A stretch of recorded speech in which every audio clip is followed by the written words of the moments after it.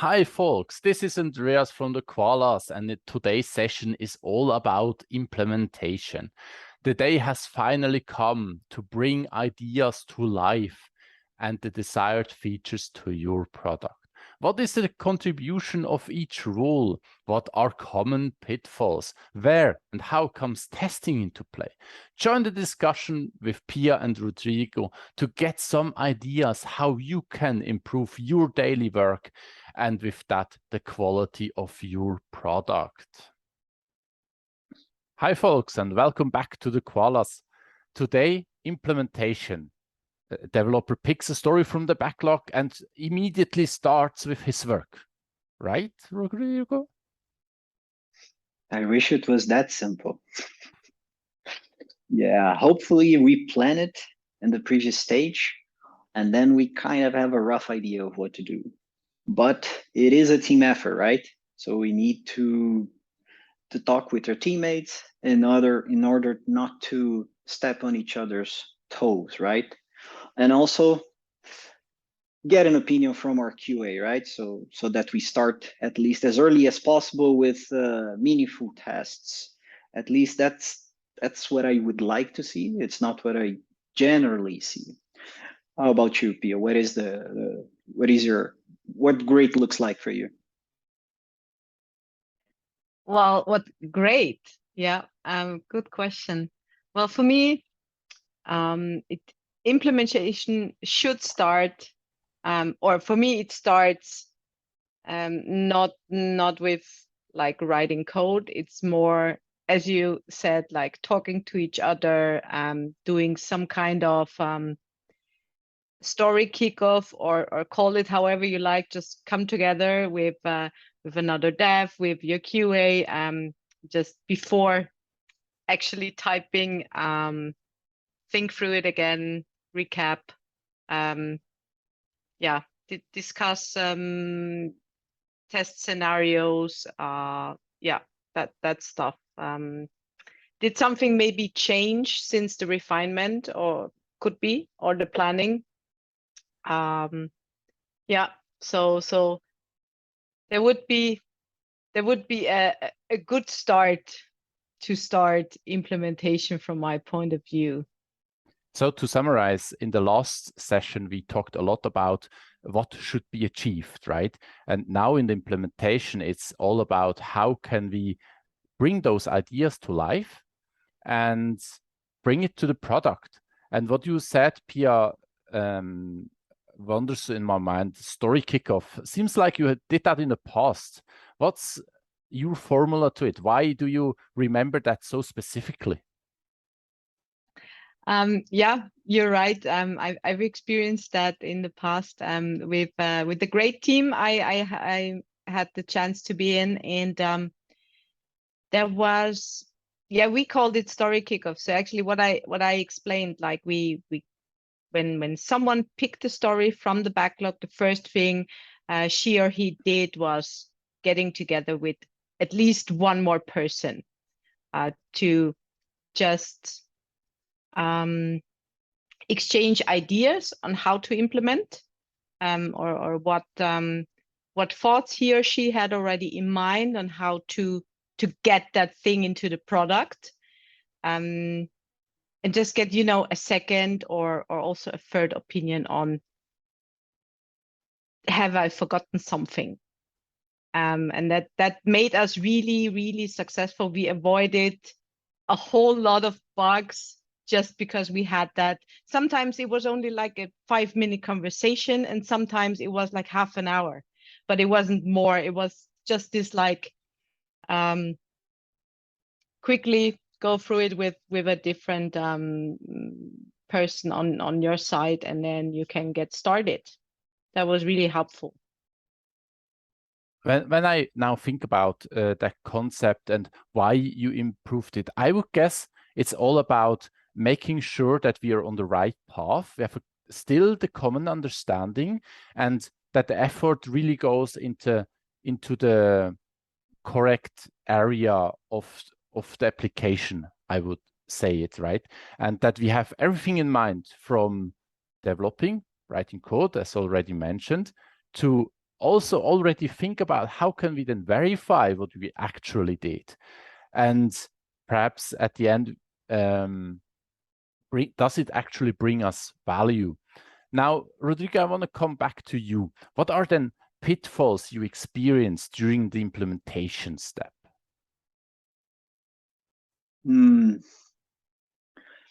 Yeah, that's a tricky question.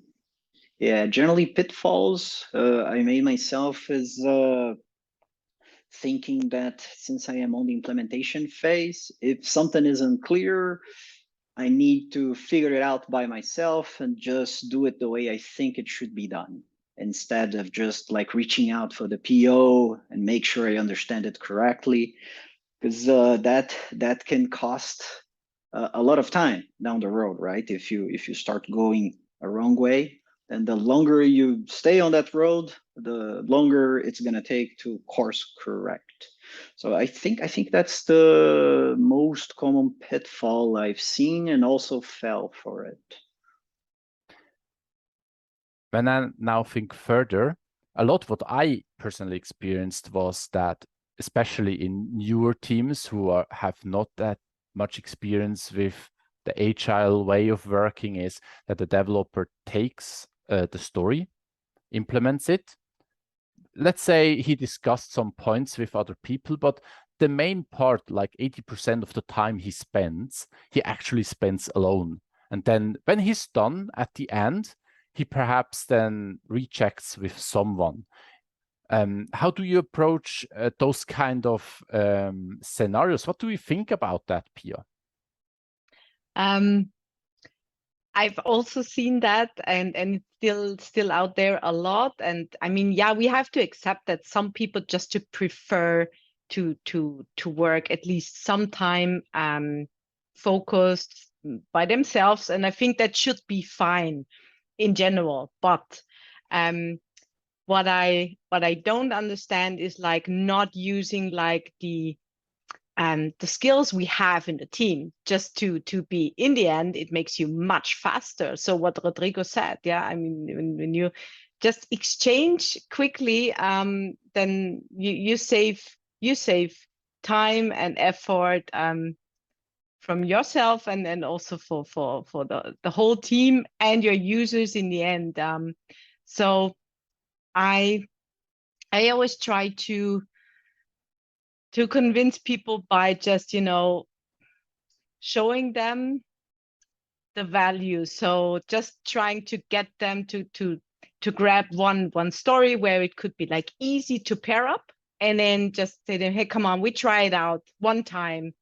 And then usually, let's say 95% people see then, oh, that's cool. In the end, although I thought it takes time of me and I cannot write code, they then see in the end, like, pairing is not blocking them, it makes them faster. So this is my approach. And then, but as I said, it should also be fine to say, okay, now I go for myself and I'll let you know tomorrow, and then we can pair again or so. Yeah, so that's my experience. I mean, that sounds great. Pairing, I in the past mainly heard only between developers, right? Rodrigo, probably you're very common with that term pairing and working together on a story with another developers. But what you describe, Pia, is that a developer pairs with you, and you actually, during the implementation, he does give him immediate feedback. Rodrigo, did you have experiences doing that as well in your career? Yes, pairing. Yeah, I did a lot. It's generally a very good exercise at learning. I learned a lot during pairing, and I also taught a lot because it is an exchange. But for me personally, I tend to be faster working alone, but not 100% alone because I'm not Batman. What I like to do is, let's say I have a problem, right? A user story to work on. I like to pair to come up with like a high level design of the solution, right? Because then I can run it by someone else so that they can spot holes in my approach. If there are holes, we discuss, and then after we have this consensus on the high level design, then the implementation details are like, yeah, that's pretty much execution work. And unless it's something really, really interesting, then like pairing isn't that beneficial, right? If you're implementing something that's almost trivial, but if you're doing something like, yeah, I'm writing my own circuit breaker or something, then yeah, sure, it's interesting to have someone with you because that's hard. Well, you now answered out of the perspective to pair with another developer, which a lot of people yet don't do, right? But what is your experience pairing with a QA specifically? Zero. Never done it. No, I don't know. I think it would be nice because as a developer, I tend to focus on the happy path. I try to write tests as early as possible. So I write a little bit of code and then I write some tests for it. But of course, I will focus on making sure that I provide the feature. So focusing on the happy path. And I'm pretty sure a QA would help me write better tests and break my code earlier, make me think of edge cases earlier. I'm sure it would be very helpful. When you think back, how let's reformulate that question to Pia.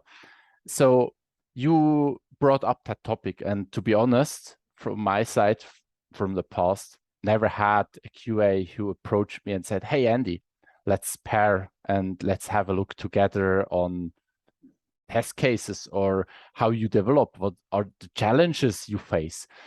How would you think can we, developer, convince QAs to do that more, to approach us more?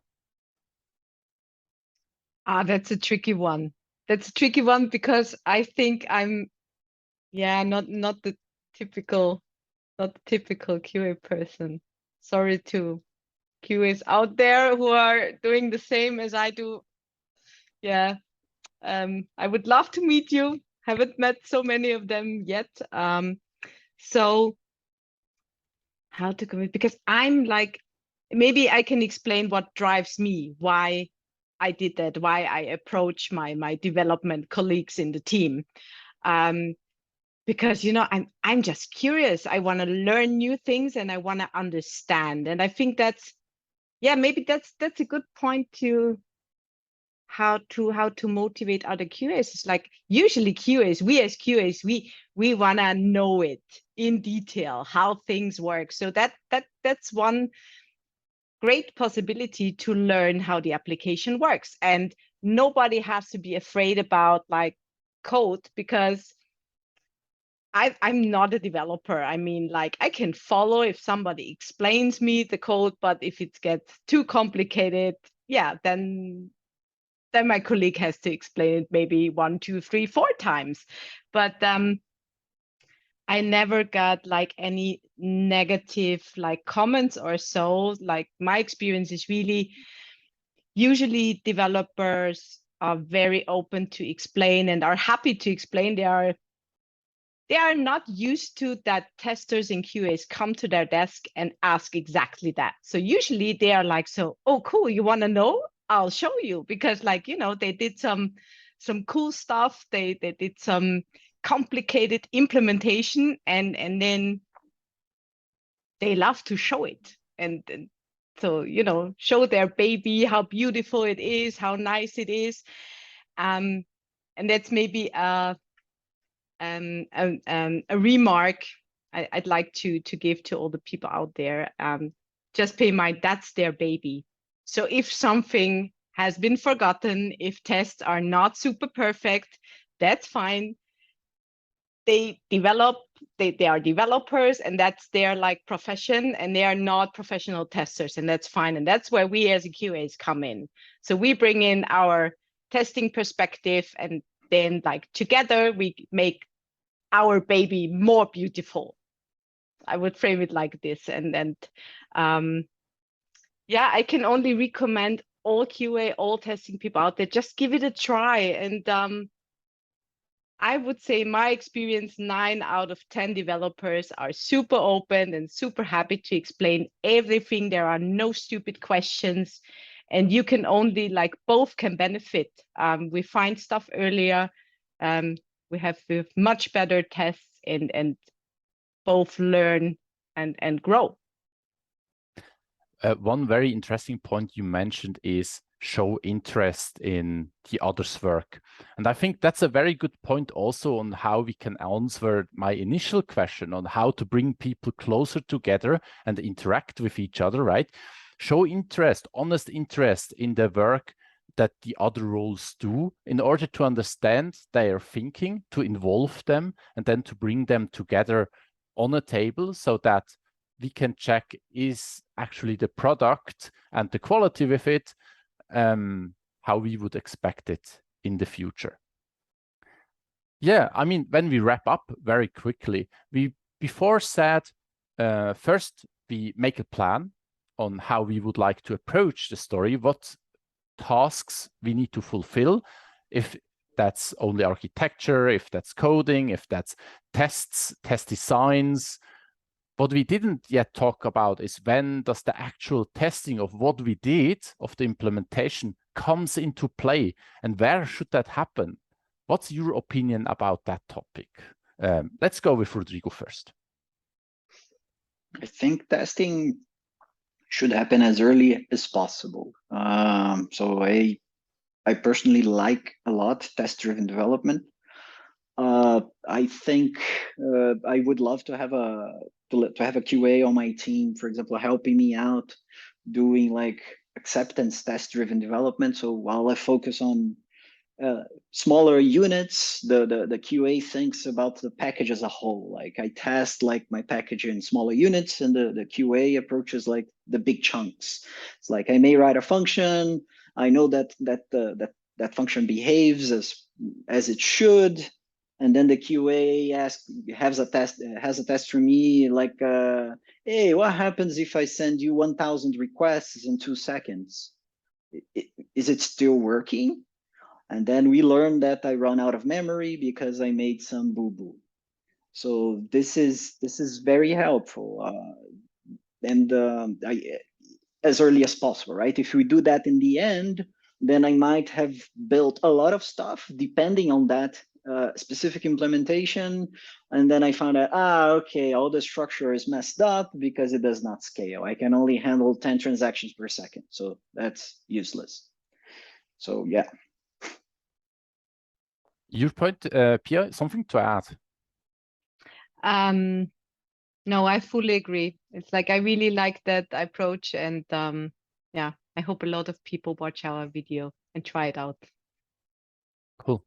So concise, the title of today's story or today's discussion rather is implementation and how to build in quality. That's actually what we were talking about. And what comes next is actually check what is delivered and how that fits all together. And that's the review. See you next time.